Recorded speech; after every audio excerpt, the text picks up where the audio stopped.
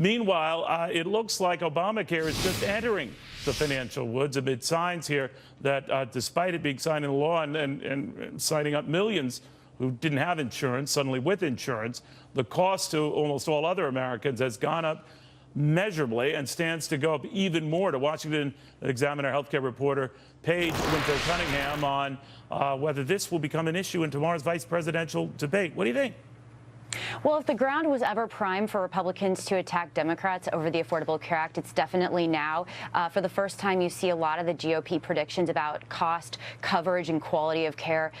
You're really going to see those coming about in 2017. Competition is way down. In fact, at the Examiner, we've confirmed that 4 states and possibly more will only have one Obamacare insurer next year. And if you look at just across the nation, possibly as many as 55% of rating areas will have 2 or fewer insurers. And you see costs going up more as well, on average about 25% across the country. And these are things that Republicans have been predicting for a really long time. But now that we're finally a few years into the law and really seeing kind of how it works, this is really, I think they have more evidence than they've had ever before to attack the law. So you could see this come up as an issue in the debate tomorrow night, although it hasn't been a huge issue on the campaign trail. It's been an issue in some Senate races, but not something that Donald Trump has really taken up. But because this debate is expected to be more policy focused, you could see discussion of it between the two.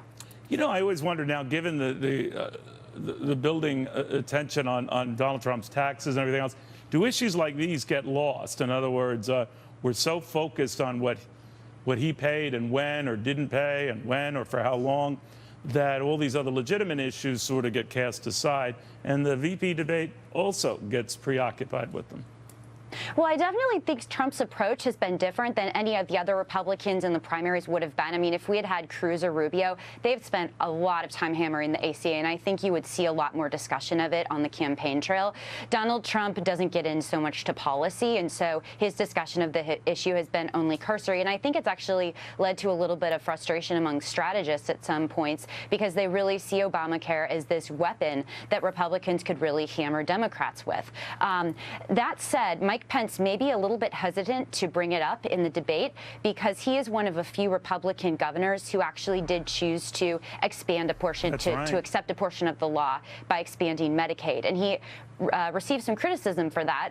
So if he brings up the law, Tim Kaine is likely to come back and throw that back at him and saying, hey, you say you dislike this law, but you actually did accept one of its key provisions. In other words, more Medicaid funding for the state. He will argue, as did Chris Christie and some of these others, yeah, but that gave me more wiggle room and more control in my state. You think that falls on deaf ears? Well, I think that's exactly what his argument's going to be. I mean, he and most other Republican governors, they did accept the Medicaid money, but they found a way to attach more restrictions on it and more safeguards to make people work harder to actually get the money. So they say it's a really conservative approach to the Affordable Care Act, and they didn't want to leave that money hanging. You're exactly right. But that may not play very well with Republican voters, so I wouldn't be surprised if Pence tried to stay away from the issue. But at the same time, he does have a lot of really good weapons that he can throw at Democrats. Paige, thank you very much. It's going to be fascinating. Normally, it doesn't. The debate doesn't get this amount of attention. I think it is now. Thank you very, very much.